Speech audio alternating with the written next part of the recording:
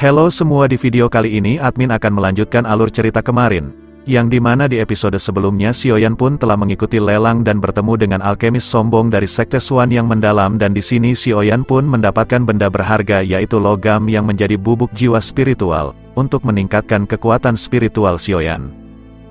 Akhirnya setelah benda kuno itu terungkap, Tian Huo dan dokter peri kecil pergi dari ruangan, matanya kembali ke 5 debu kuning pucat di dalam api di depannya. Akhirnya Xiaoyan tanpa ragu menyerap debu kuning untuk memperkuat spiritualnya. Tiba sekelilingnya membentuk fluktuasi yang aneh, benang yang samar, aliran yang tidak biasa merembes. Setelah aliran yang tidak biasa ini memasuki tubuhnya, Xiaoyan segera merasakan sukacita liar. Dia merasakan aura spiritual yang terkandung dalam jiwanya mulai tumbuh dengan kecepatan yang sangat lambat. Ini sebenarnya aura spiritual. Xiaoyan merasakan sukacita liar saat merasakan aura spiritual yang menguat di dalam jiwanya. Penyerapan aura spiritual ini berlanjut selama hampir 3 jam sebelum cahaya dan kekuatan hisap yang dipancarkan meredup. Aura spiritual sekitarnya segera menghilang. Xiaoyan tanpa sadar tertawa saat merasakan perubahan ini. Namun tiba-tiba cahaya kuning muncul yang sangat kuat. Sementara Xiaoyan masih merasa panik, sebuah gumaman tua yang sangat samar-samar terpancar dari tempat cahaya itu meletus. Batas jiwa, matikan roh surgawi, serap semangat juang. Jiwa suara orang tua yang tidak jelas dengan lembut bergema di pikiran Xiaoyan, itu muncul seperti kata-kata suci. Suara tua ini bergema 3 kali sebelum benar-benar menghilang. Dikabarkan beberapa ahli dapat meninggalkan jejak spiritual pada barang-barang tertentu. Jika aku menebak dengan benar, suara tua itu dari sebelumnya seharusnya ditinggalkan oleh seorang ahli dari zaman kuno. Namun, karena banyaknya waktu yang berlalu, suaranya menjadi tidak jelas. Batas jiwa, matikan roh surgawi, serap semangat juang. Jiwa, Xiaoyan mengerutkan kening dan dengan lembut bergumam. Sesaat kemudian, dia berpikir, sepertinya itu semacam formula kata. Namun, itu jelas tidak lengkap.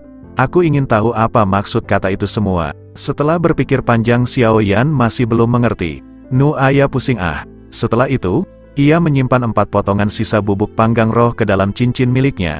Xiaoyan dengan lembut menghela nafas saat dia duduk bersila di atas tempat tidur. Sesaat sebelumnya, dia merasakan keberadaan aura spiritual misterius di sekitarnya. Siapa yang mengatakan formula kata itu? Syok dan sukacita sulit disembunyikan di wajahnya. Dia jelas merasakan keberadaan aura spiritual ketika dia memasuki kondisi latihannya sebelumnya. Dia terus-menerus mengucapkan kata formula yang dia peroleh dari bubuk pengasah roh.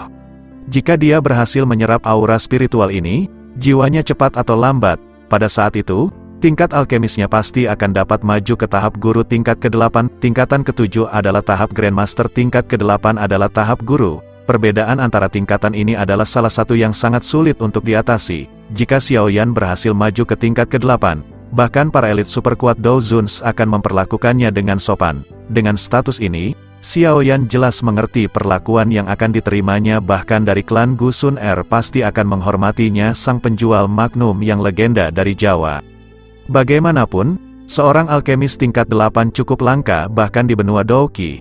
Untuk mendapatkan pil obat tingkat 8, beberapa ahli dari kelas Douzun akan bersedia menurunkan diri mereka untuk bertindak sebagai pengawal seseorang. Jantung yang berapi-api naik dalam hati Xiaoyan karena berbagai manfaat dan perawatan yang akan ia terima setelah maju ke tingkat ke-8 terlintas di hatinya. Xiaoyan sekali lagi memasuki kondisi pelatihan setelah mengambil keputusan. Setelah itu, dia melebarkan mulutnya dan dengan kasar menyerap energi alam yang bercampur dengan aura spiritual ke tubuhnya. Dia melihat aura spiritual yang dia dapatkan setelah menghabiskan lebih dari 1 jam. Mencapai alkemis tingkat 8 hanya tinggal menunggu waktu.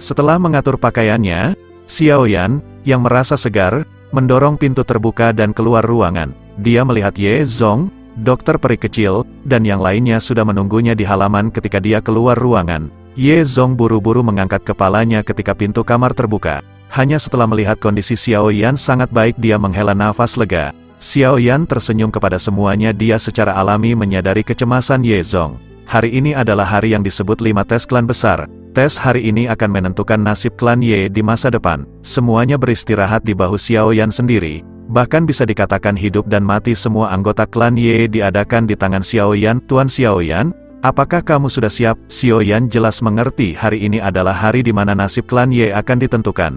Xiao Yan perlahan mengangguk.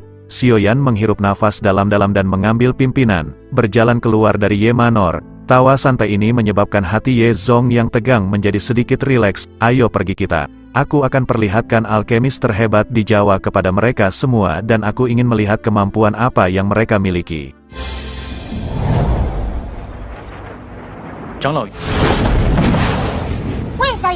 Lokasi dari 5 tes klan besar berada di aula khusus di dalam bagian dalam Holy Pill City. Ini adalah tempat eksklusif di mana semua tes klan dari generasi ke generasi terjadi. Tempat ini dibangun oleh Pill Tower. Dari sini, orang bisa tahu seberapa besar Menara Pill menilai tes kelima klan besar ini.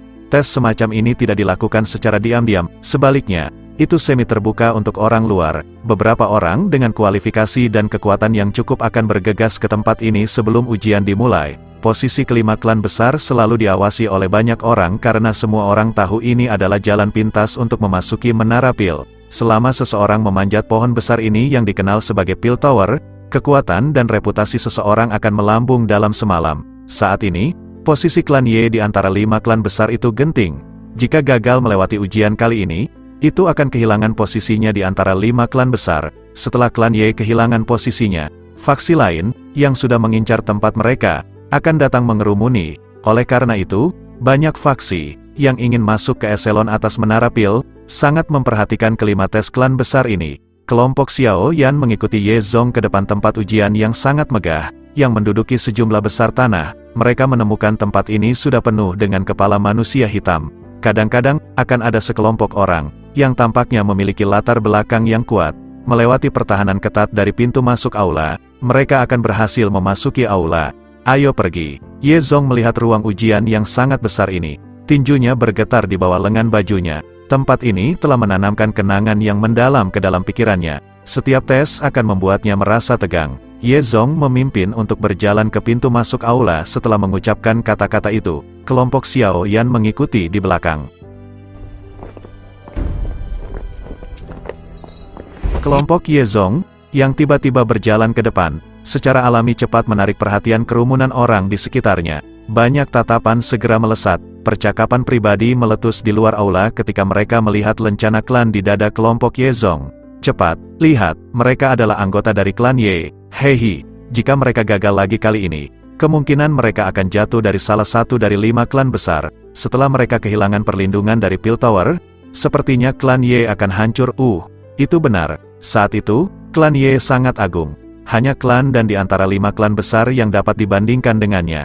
Sayangnya, sekarang keberuntungan berubah seiring waktu. Kepahitan muncul di mata Ye Zong ketika dia mendengar percakapan orang-orang di sekitar. Penurunan klan Ye tidak diragukan lagi adalah pukulan terbesar baginya. Dia telah menempatkan segalanya untuk kembalinya klan Ye. Sekarang, dia bahkan menaruh semua harapannya pada Xiao Yan. Jika klan Ye gagal lagi, itu akan selesai. Kelompok Ye Zong berhasil tiba di pintu masuk aula di depan banyak tatapan. Banyak penjaga di pintu masuk melirik lencana klan Ye di dada kelompok Ye Zong dengan cara yang acuh.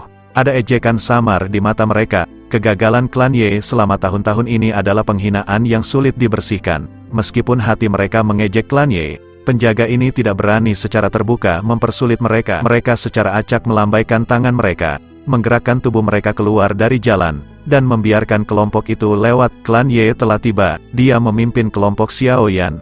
Pada saat ini, ada sejumlah figur manusia yang duduk di kursi di sekeliling aula. Yang mengejutkan adalah sebagian besar aura orang-orang ini cukup kuat. Jelas, mereka berasal dari beberapa faksi atau klan yang cukup kuat. Ye Zong tidak peduli dengan berbagai tatapan yang datang dari segala arah. Dia sadar sebagian besar dari orang-orang ini bersiap jika klan Ye gagal maka klannya akan segera menggantikan posisi klan Ye. Di tempat ini ada kursi yang telah disiapkan, tentu untuk 5 klan besar, klan Dan, klan Chao, klan Bai, klan Qiu. 4 klan besar. Ye Zong memimpin kelompok Xiao Yan ke kursi untuk klan Ye. Dia memang melihat 4 kursi di depan aula besar. Namun, hanya ada anggota dari 3 marga yang saat ini duduk di sana. Dari lencana di pakaian mereka, mereka harus menjadi klan Dan, Bai, dan Qiu. Mata Xiao Yan pertama berhenti di klan Dan, yang menyimpan profil terendah. Setelah itu, matanya tiba-tiba terhenti, melihat sosok kecil yang indah di antara kelompok dari klan Dan. Angka itu adalah aneh. Wanita muda Xiaoyan telah bertemu saat itu di menara cabang ketika dia mengambil tes alkemis. Wanita itu juga menoleh setelah muncul merasakan sesuatu ketika Xiaoyan menoleh. Tatapannya bertabrakan dengan Xiaoyan sejenak sebelum dia buru-buru berbalik. Dia tampak agak pemalu. Gadis ini sedikit asing. Namun, dengan bisa berdiri di tempat itu, kemungkinan posisinya dalam klan dan cukup tinggi. Mata Ye Zong juga berhenti pada wanita muda itu. Dia mengerutkan kening sebelum mengalihkan tatapannya untuk melihat seorang pria berpakaian biru di sampingnya. Ekspresinya berubah saat dia mengucapkan dengan lembut, "Dan Xuan." Tidak disangka dia telah datang, sepertinya dia akan mewakili klan dan dalam ujian kali ini. Mata Xiaoyan melirik setelah mendengar kata-kata khawatir Ye Zong. Ada seorang lelaki jangkung, berpakaian biru muda, berdiri di samping wanita muda itu. Penampilan pria ini tampan, dan alisnya menunjukkan kelembutan. Namun, kelembutan seperti ini jelas hanya dimaksudkan untuk wanita muda di sampingnya. Dan Xuan. Xiaoyan menggumamkan nama itu di mulutnya. Secara kebetulan, pria berbaju biru itu juga membalikkan kepalanya. Dia bertukar pandang dengan Xiaoyan sebelum memberinya senyuman hangat. Orang ini sangat berbakat dalam hal perbaikan pil. Dia bisa dianggap sebagai salah satu dari puncak bahkan dalam klan dan, jika dia berpartisipasi kali ini, dia pasti akan berada di peringkat 3 besar. Dia mengalihkan pandangannya dan fokus pada seorang pria berpakaian putih di depan klan Bai. Tubuh pria ini dipenuhi rasa dingin. Wajahnya dingin. Kilau dingin melintas ketika dia memutar matanya, menyebabkan orang takut menatapnya. Dia adalah anggota paling luar biasa dari generasi muda di klan Bai. Bai Ying. Klan Bai memang mengirimnya. Ye Zong menghela nafas saat melihat pria berpakaian putih dingin. Klan Bai ini benar-benar tidak berniat memberikan klan Ye kesempatan untuk membalikkan keadaan. Xiaoyan memiringkan kepalanya. Dia bertukar pandang dengan Bai Ying untuk sementara waktu. Ye Zong berkata dan Xuan. Dan Bai Ying telah melangkah ke tingkat alkemis tingkat 7 kelas menengah. Mereka pasti akan menjadi lawan yang kuat. Klan Qiyu masih baik-baik saja. Mereka hanya seorang alkemis tingkat 7 tingkat rendah dan tidak akan menimbulkan banyak ancaman. Namun, mata Ye Zong melihat ke kursi klan Chao ketika dia berbicara sampai titik ini. Saat ini, klan ini, yang sedang berkembang, di dalam wilayah pil belum tiba. Siapa yang akan dikirim klan Chao kali ini? Xiaoyan berkata apa mereka akan mengirim Chao dan, Xiaoyan tampaknya menyadari kekhawatiran Ye Zong. Ada 3 orang dalam klan Chao yang disebut pilar masa depan klan. Di antara mereka, yang terkuat adalah Chao Ying, si penyihir, sementara Chao dan yang terlemah. Ada 1 orang di atas Chao dan yang disebut Chao Xiu. Bakat penyulingan pil Chao Xiu ini tidak bisa dibandingkan dengan Chao dan. Setelah dewasa, dia pergi sendiri dan keluar untuk berlatih. Setelah kembali ke klan 7 tahun kemudian, dia melompat ke tingkat ke-7. Berdasarkan dugaan aku, dia seharusnya saat ini telah mencapai level kelas menengah tier 7. Chao dan dikalahkan oleh tanganmu terakhir kali. Kali ini, klan Chao kemungkinan akan mengirim Chao Xiu. Ye Zong menganalisis situasinya. Xiaoyan perlahan mengangguk. Klan Chao ini penuh dengan banyak bakat. Bukan tanpa alasan ia mampu memiliki reputasi seperti itu. Paling tidak, klan Ye jauh lebih buruk jika dibandingkan dengan mereka. Klan Chao telah tiba. Teriakan yang keras dan jelas tiba-tiba ditularkan dari luar aula sementara Xiaoyan menghela nafas dalam hatinya. Setelah itu, terus bergema di sekitar aula untuk beberapa waktu. Mata malas wanita berpakaian merah itu perlahan-lahan mengamati bagian dalam aula besar itu. Nama wanita ini adalah sesuatu yang hampir semua orang duduk di tempat ini pernah dengar, penyihir dari klan Chao. Chao Ying. Salah satu calon penerus potensial untuk kepala raksasa dari Menara Pil. Judul pertama itu mungkin tidak terlalu bagus. Tapi itu cukup untuk mendapatkan banyak orang untuk melihatnya sebagai dewi yang tinggi di atas mereka. Chao Ying. Jenius paling luar biasa yang pernah dihasilkan oleh klan Chao adalah murid pribadi dari salah satu dari 3 kepala raksasa dari Menara Pil. Dengan arah yang dia kembangkan saat ini, sudah pasti mungkin baginya untuk menjadi penerus potensial dari salah satu kepala raksasa Pil Tower 1 abad kemudian.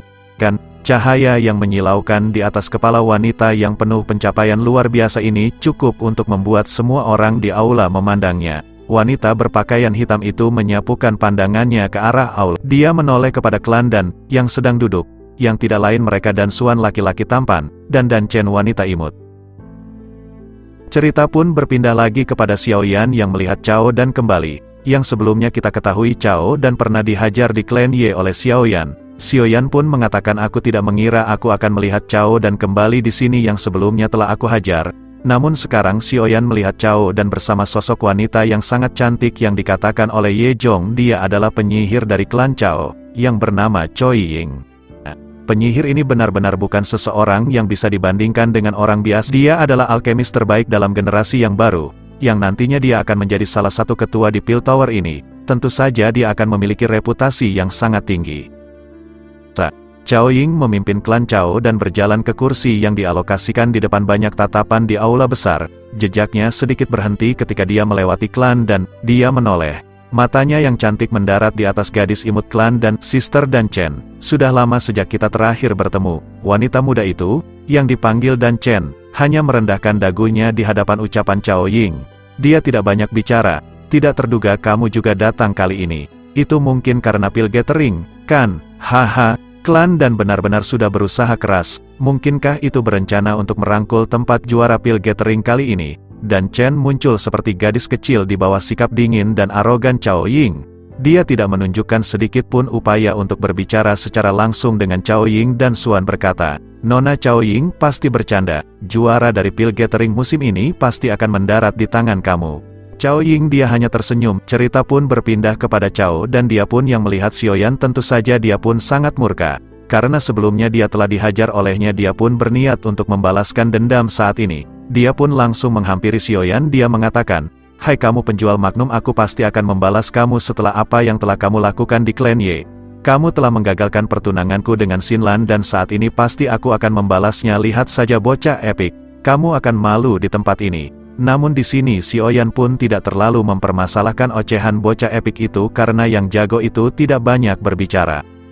Chao dan berkata lihat saja bocah epik pasti aku balas rasa malu kemarin di tempat ini. Setelah itu Chao dan pun dia pergi dan duduk bersama Chao Ying sang alkemis yang sangat hebat.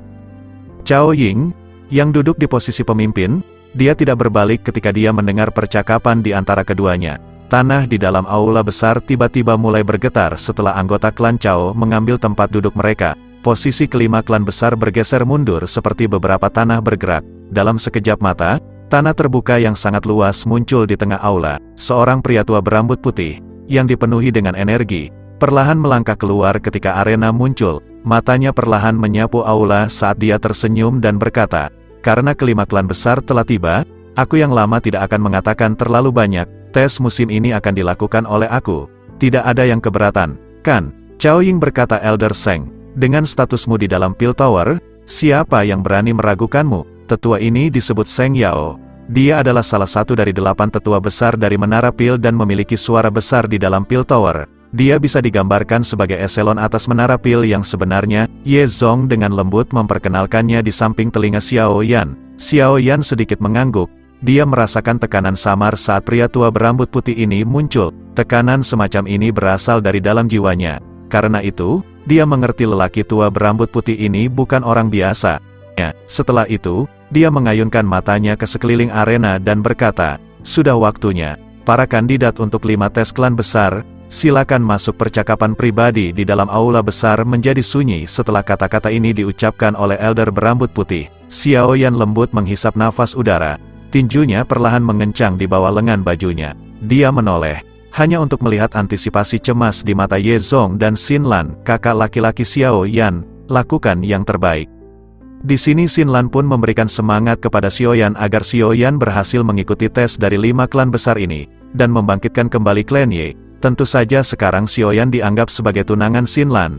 Di sisi lain melihat kemesraan Xinlan bersama Xiaoyan tentu saja ini membuat Chao dan pun dia sangat murka. Dia merasa tidak terima Xinlan pertunangan dengan Xiaoyan, dan dia pasti akan membalaskan dendam untuk apa yang telah mereka lakukan kepadanya. Akhirnya setelah perbincangan panjang, tes 5 klan besar dimulai ketika Xiaoyan berdiri dari tempat duduknya. 4 tokoh lainnya perlahan berdiri dari kursi 4 klan besar lainnya. Dalam sekejap, mata orang-orang di aula berkumpul di 5 dari mereka.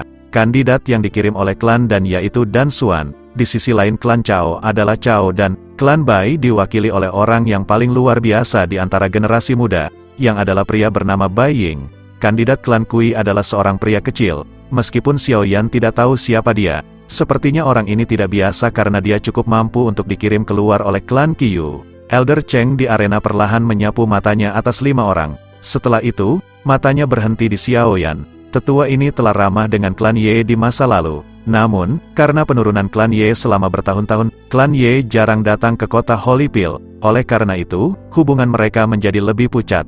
Namun demikian, Elder Cheng merasa kasihan pada kesulitan klan Ye. Ini telah memungkinkan klan Ye mendapatkan kesempatan terakhir untuk bertahan hidup hari ini. Kandidat yang mewakili berbagai klan, silakan masuk ke arena Xiaoyan, dan yang lainnya perlahan berjalan di depan mata seluruh aula setelah mendengar kata-kata samar Elder Cheng. Setelah itu, mereka berdiri di arena agak jauh sambil membawa beberapa peringatan. Dan Xuan dari klan dan menyapa Elder Cheng. Dan Xuan berdiri tegak saat dia menangkupkan tangan ke Elder Cheng dan dengan hormat menyambutnya. Chao dan dari klan Chao, Bai Ying dari klan Bai, Qiu Qi dari klan Qiu, Xiaoyan, perwakilan dari klan Ye, menyapa Elder Cheng. Meskipun formalitas seperti itu tidak berguna, itu adalah sesuatu yang masih perlu dilakukan. Xiaoyan bukanlah orang yang muda dan tidak berpengalaman.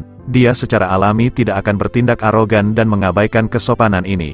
Kata-kata Xiaoyan baru saja terdengar ketika segera menyebabkan banyak mata terkejut untuk dilemparkan ke dia. Haha, Xiaoyan ya, nama ini cukup sering didengar baru-baru ini. Elder Cheng membelai janggutnya dan tertawa. Dia secara alami menyebutkan masalah lembah sungai es beberapa waktu sebelumnya, yang telah menyebabkan kegemparan besar. Peperangan yang menggetarkan jiwa yang telah meletus di dalam kota Ye telah menjadi salah satu topik yang sering dibicarakan di seluruh wilayah Pil. Itu hanya pertengkaran kecil.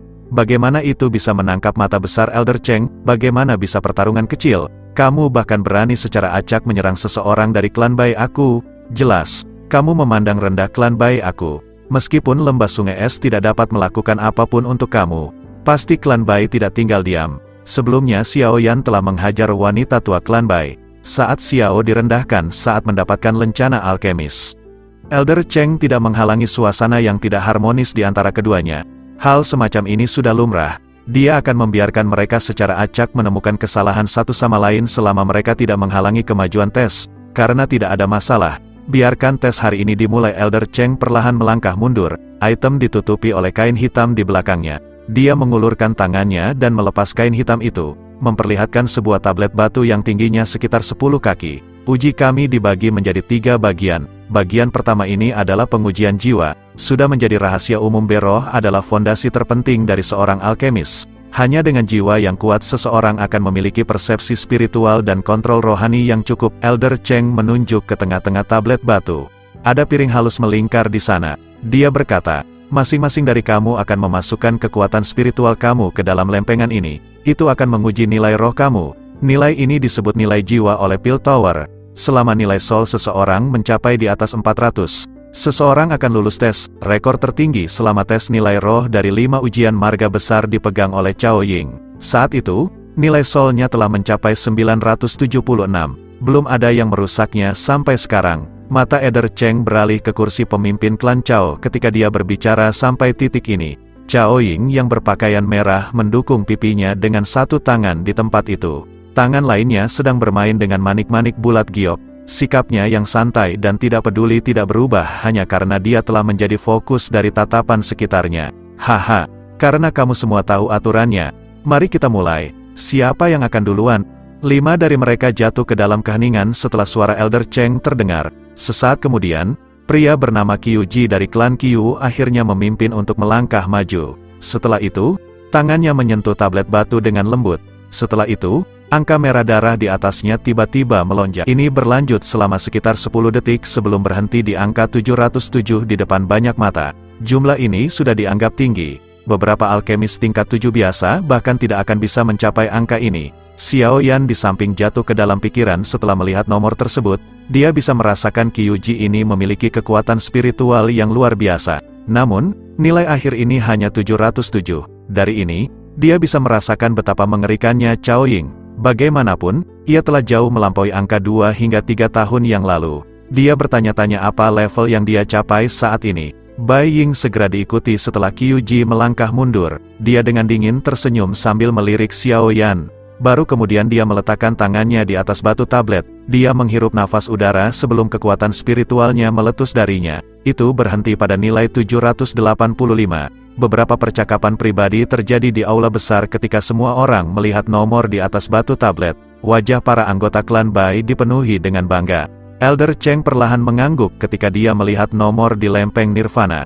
Hasil ini sudah bisa dianggap sebagai yang teratas. Matanya beralih ke Xiaoyan, dan Xuan, dan Cao dan sambil tersenyum dan berkata, "Sekarang giliranmu."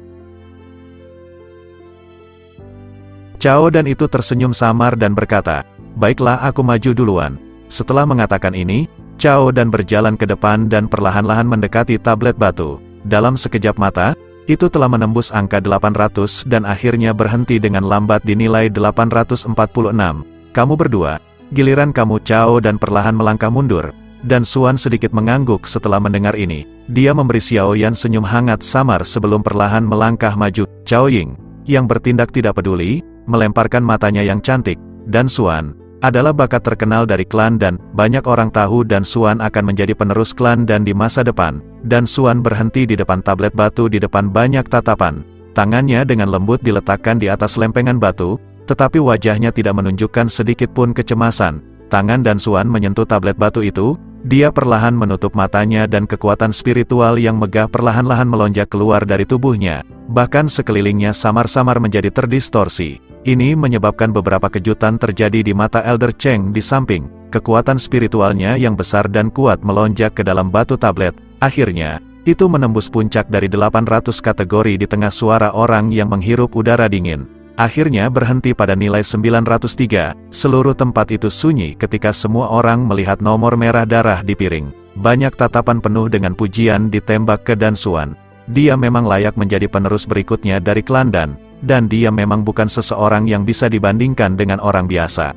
Elder Cheng tersenyum dan mengangguk pada saat ini. Karena Dan Xuan mampu mencapai angka seperti itu, kemungkinan besar dia akan maju ke alkemis tingkat 7 tingkat tinggi segera. Di masa depan, ia bahkan mungkin memiliki kualifikasi untuk masuk ke ranah guru. Kejutan melintas di mata Cao Ying yang cantik dari kursi klan Cao. Setelah itu, mata semua orang berkumpul ke sosok terakhir. Ini adalah kesempatan terakhir untuk klan Ye. Jika jumlah terakhir Xiaoyan gagal melampaui Bai Ying dan masuk ke 3 besar, kemungkinan klan Ye akan selesai. Kelompok Ye Zong juga dengan cemas menonton Xiaoyan pada saat ini. Jika Xiaoyan gagal masuk 3 besar pada bagian pertama, benar-benar tidak perlu melanjutkan tes berikutnya. Cao Ying sedikit mengangkat matanya. Matanya yang menawan dan indah menatap Xiaoyan dengan penuh minat. Dia benar-benar ingin tahu apakah orang ini, yang memiliki reputasi, memiliki kemampuan untuk menyelamatkan klan Ye. Xiaoyan perlahan menarik nafas di bawah fokus semua mata yang hadir. Ekspresinya berkerut saat dia perlahan melangkah maju. Setelah itu, tangannya dengan lembut menekan batu tablet. Semua tatapan hadir berkumpul di Xiaoyan, yang perlahan berjalan ke batu tablet. Tes pertama ini akan menentukan nasib klan Ye mulai dari sekarang. Apakah mereka bisa tetap menjadi anggota dari 5 marga besar akan ditentukan oleh tes ini. Mata Cao dan dengan ganas menatap punggung Xiaoyan. Sudut mulutnya mengandung ejekan. Jika klan Ye ingin lulus tes ini, mereka harus masuk 3 besar di setiap segmen. Xiaoyan, klan Ye harus masuk 3 besar jika ingin lulus tes ini. Saat ini, yang menempati peringkat ketiga adalah Bai Ying. Nilai jiwanya telah mencapai 785. Hanya jika kamu melampaui dia akan klan Ye memiliki kesempatan. Elder Cheng menatap Xiaoyan dari samping jimat batu. Ekspresinya sedikit kuburan saat dia dengan lembut menginformasikan Xiaoyan. Jika klan Ye gagal kali ini, sepertinya kata-kata bagus yang ditempatkan atas nama mereka tidak akan mampu mencegah klan Ye dihilangkan dari 5 klan besar. Xiaoyan perlahan mengangguk. Dia memiliki pemahaman yang lebih baik daripada siapapun. Ia saat ini mengendalikan nasib semua anggota klan Ye di tangannya. Tekanan spiritual yang luar biasa besar dan kuat perlahan-lahan menyapu keluar dari tubuh pria muda di depan lempengan batu. Seperti naga besar baru saja dibangunkan.